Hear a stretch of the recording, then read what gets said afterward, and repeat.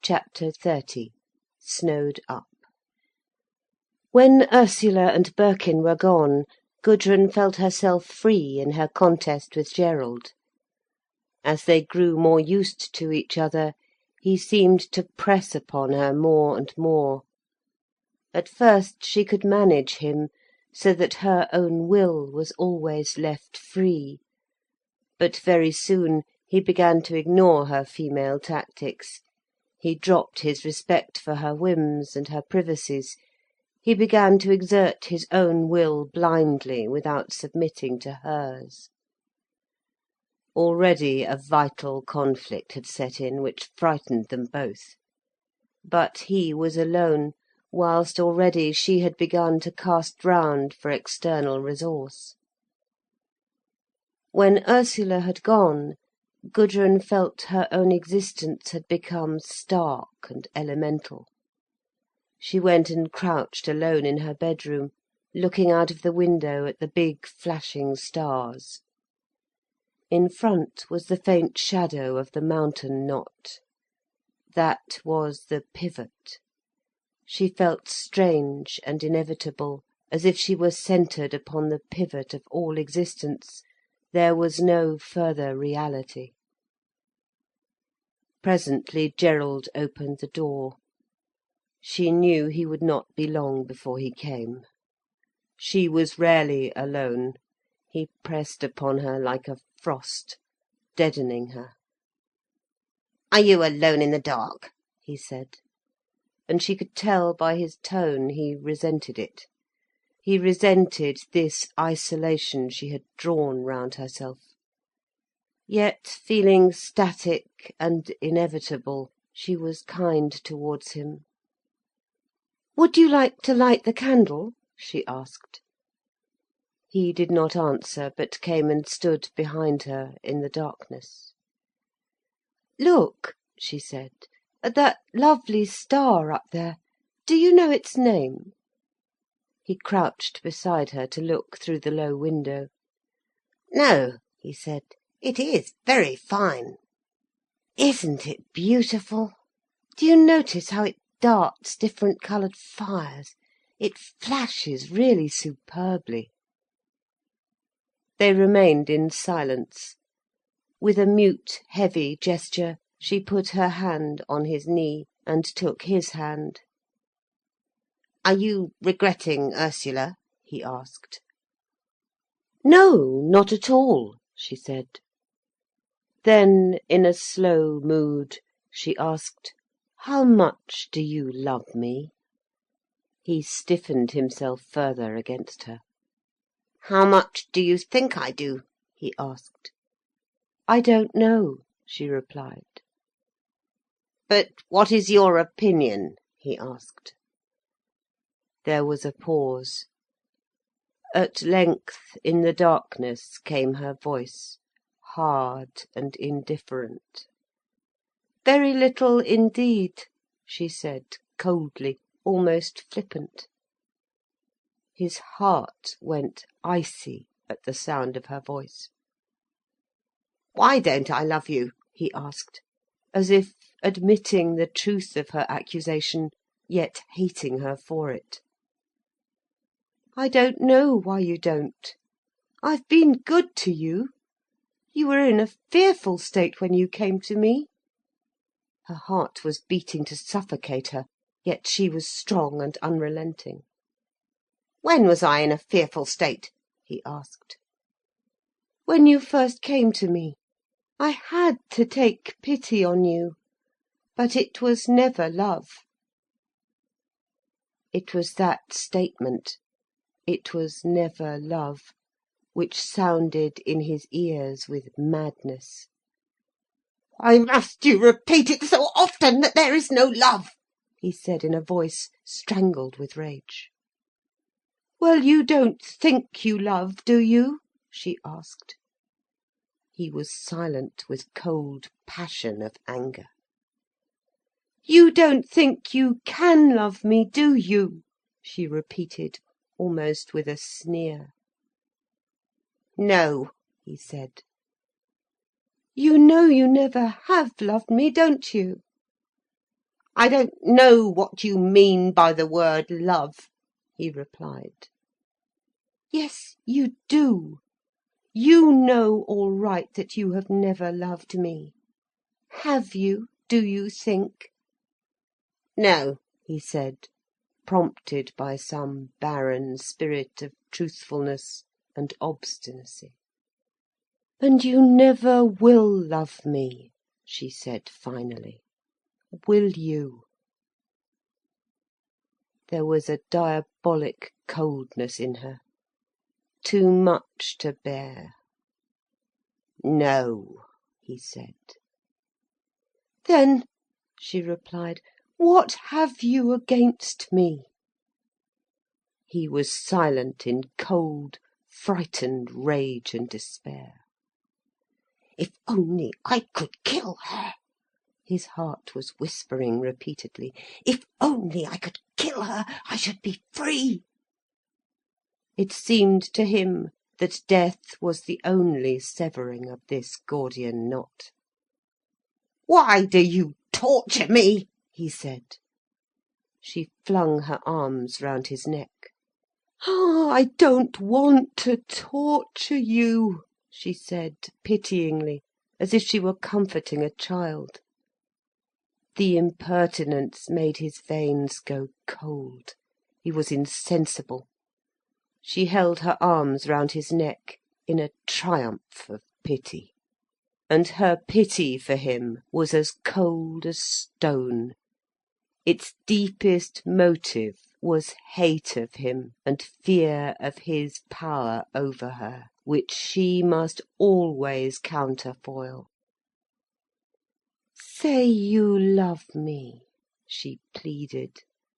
"Say you will love me for ever. Won't you? Won't you?" But it was her voice only that coaxed him. Her senses were entirely apart from him, cold and destructive of him. It was her overbearing will that insisted. "Won't you say you'll love me always?" she coaxed. "Say it, even if it isn't true. Say it, Gerald, do." "I will love you always," he repeated, in real agony, forcing the words out. She gave him a quick kiss. "Fancy your actually having said it," she said, with a touch of raillery. He stood as if he had been beaten. "Try to love me a little more, and to want me a little less," she said, in a half contemptuous, half coaxing tone. The darkness seemed to be swaying in waves across his mind, great waves of darkness plunging across his mind. It seemed to him he was degraded at the very quick, made of no account. "You mean you don't want me?" he said.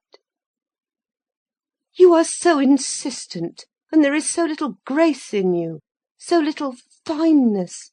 You are so crude. You break me. You only waste me. It is horrible to me." "Horrible to you?" he repeated. "Yes. Don't you think I might have a room to myself, now Ursula has gone? You can say you want a dressing room." "You do as you like. You can leave altogether if you like," he managed to articulate. "Yes, I know that," she replied. "So can you. You can leave me whenever you like, without notice even." The great tides of darkness were swinging across his mind. He could hardly stand upright. A terrible weariness overcame him. He felt he must lie on the floor. Dropping off his clothes, he got into bed, and lay like a man suddenly overcome by drunkenness, the darkness lifting and plunging, as if he were lying on a black, giddy sea. He lay still in this strange, horrific reeling for some time, purely unconscious. At length she slipped from her own bed and came over to him. He remained rigid, his back to her. He was all but unconscious. She put her arms round his terrifying, insentient body, and laid her cheek against his hard shoulder. "Gerald," she whispered. "Gerald." There was no change in him. She caught him against her. She pressed her breasts against his shoulders. She kissed his shoulder through the sleeping jacket. Her mind wandered over his rigid, unliving body. She was bewildered and insistent. Only her will was set for him to speak to her. "Gerald, my dear," she whispered, bending over him, kissing his ear. Her warm breath, playing, flying rhythmically over his ear, seemed to relax the tension. She could feel his body gradually relaxing a little, losing its terrifying, unnatural rigidity. Her hands clutched his limbs, his muscles, going over him spasmodically. The hot blood began to flow again through his veins. His limbs relaxed. "Turn round to me," she whispered, forlorn with insistence and triumph. So, at last, he was given again warm and flexible. He turned and gathered her in his arms, and feeling her soft against him, so perfectly and wondrously soft and recipient, his arms tightened on her. She was as if crushed, powerless in him. His brain seemed hard and invincible now, like a jewel. There was no resisting him. His passion was awful to her, tense and ghastly and impersonal, like a destruction, ultimate. She felt it would kill her. She was being killed. "My God, my God!" she cried in anguish in his embrace, feeling her life being killed within her. And when he was kissing her, soothing her, her breath came slowly, as if she were really spent, dying. "Shall I die? Shall I die?" she repeated to herself. And in the night, and in him, there was no answer to the question. And yet, next day, the fragment of her which was not destroyed remained intact and hostile. She did not go away. She remained to finish the holiday, admitting nothing. He scarcely ever left her alone, but followed her like a shadow. He was like a doom upon her, a continual thou shalt not.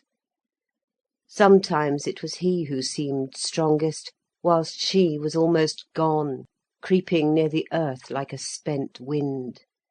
Sometimes it was the reverse.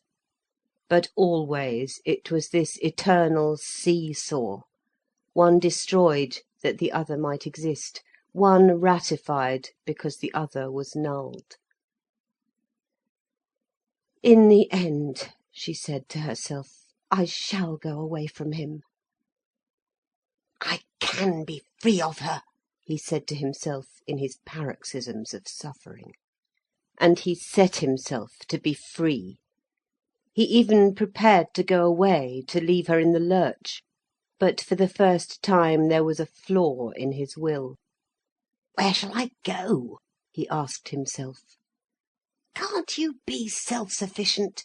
he replied to himself, putting himself upon his pride.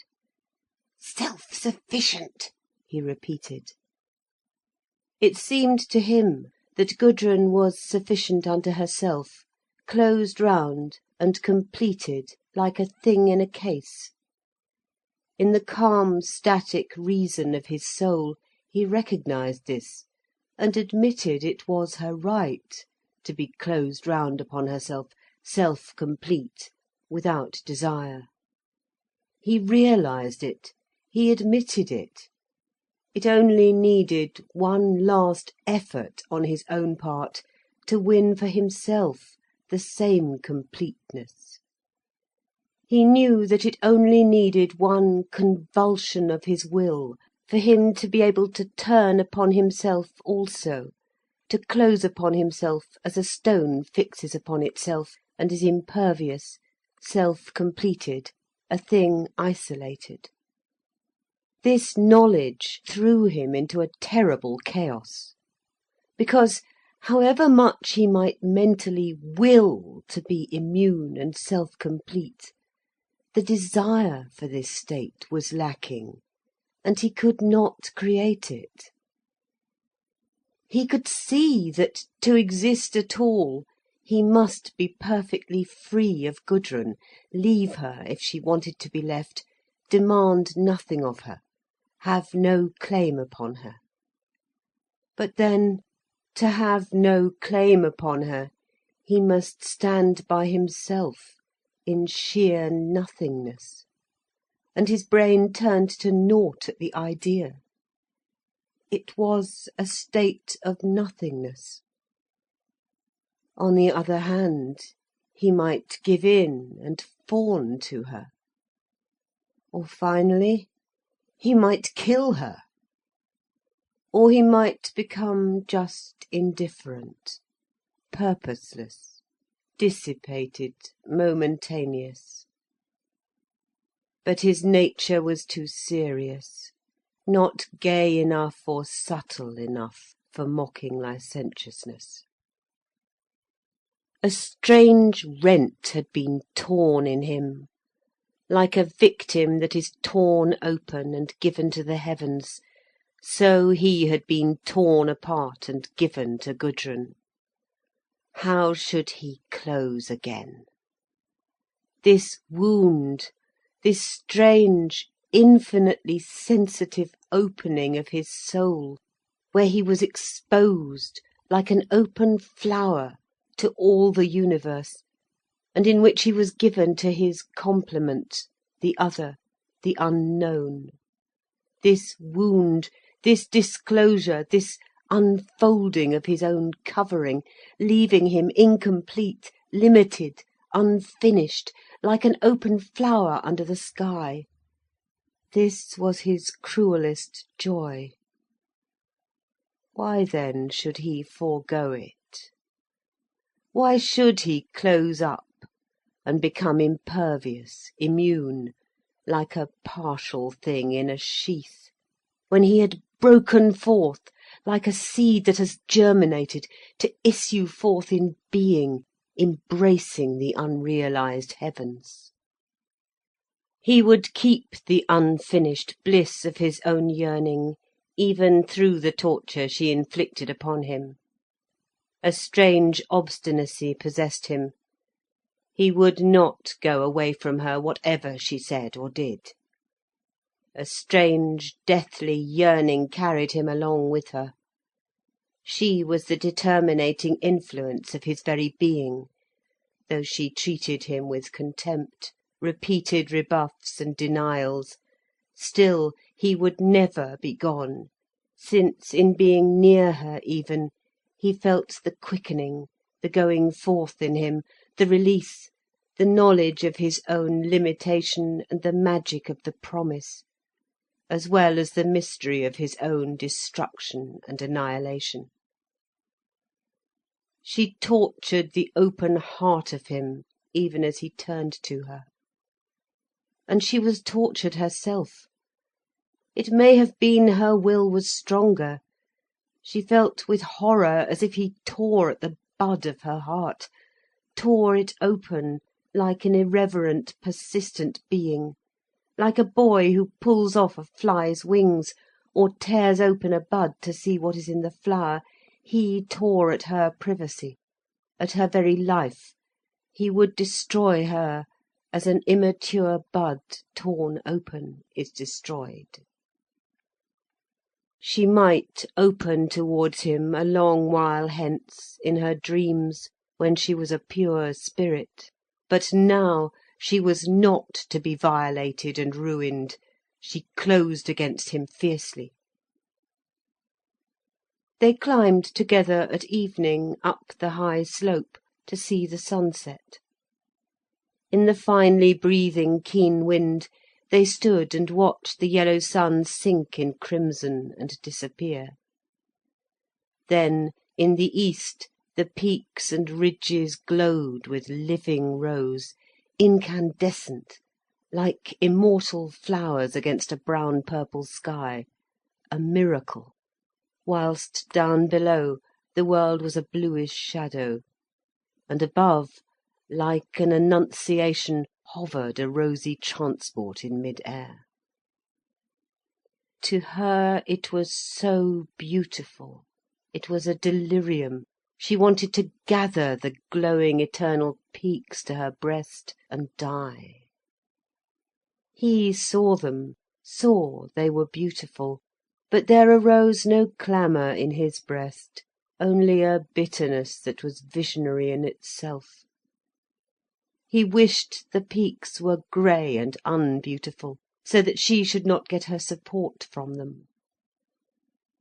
Why did she betray the two of them so terribly in embracing the glow of the evening? Why did she leave him standing there, with the ice wind blowing through his heart like death, to gratify herself among the rosy snow-tips? "What does the twilight matter?" he said. "Why do you grovel before it? Is it so important to you?" She winced in violation and in fury. "Go away," she cried, "and leave me to it.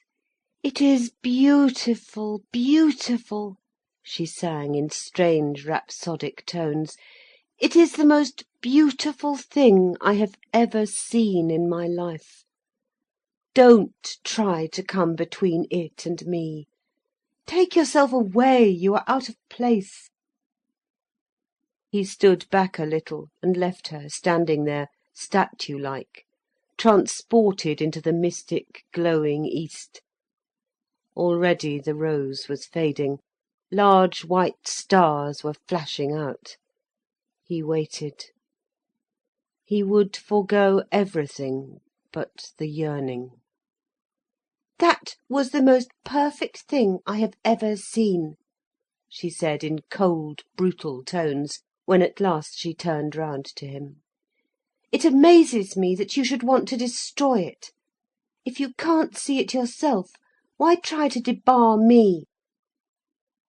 But in reality he had destroyed it for her. She was straining after a dead effect.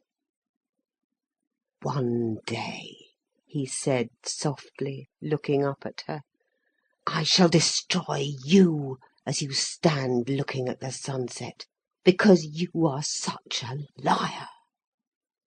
There was a soft, voluptuous promise to himself in the words.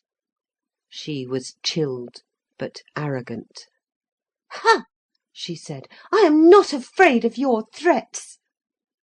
She denied herself to him. She kept her room rigidly private to herself. But he waited on in a curious patience, belonging to his yearning for her. "In the end," he said to himself with real voluptuous promise, "when it reaches that point, I shall do away with her." And he trembled delicately in every limb, in anticipation, as he trembled in his most violent accesses of passionate approach to her, trembling with too much desire. She had a curious sort of allegiance with Loerke all the while now, something insidious and traitorous.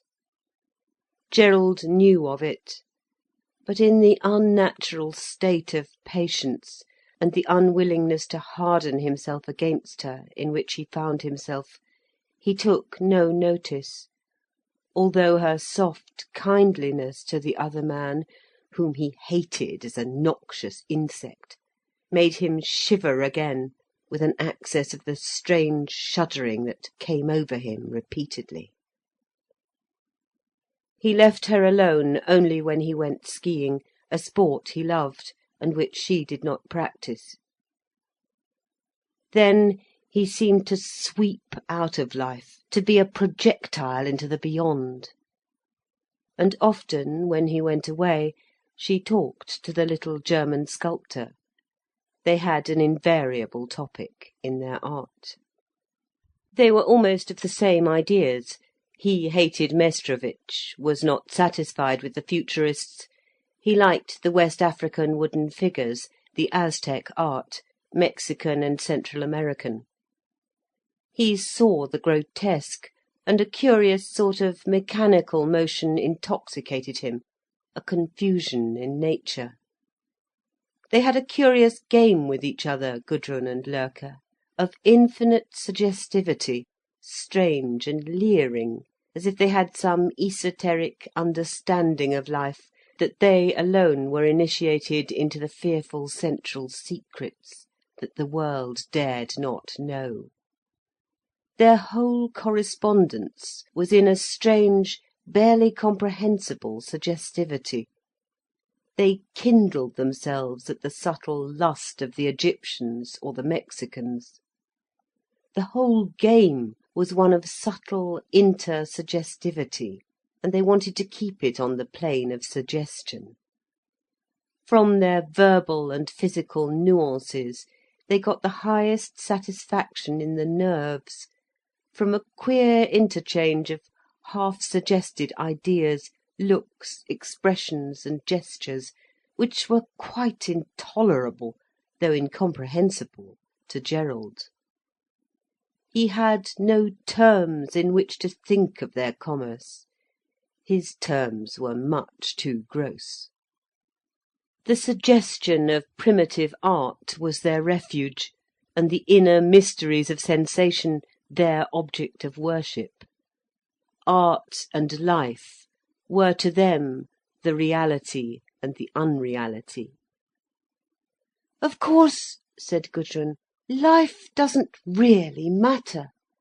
It is one's art which is central. What one does in one's life has peu de rapport.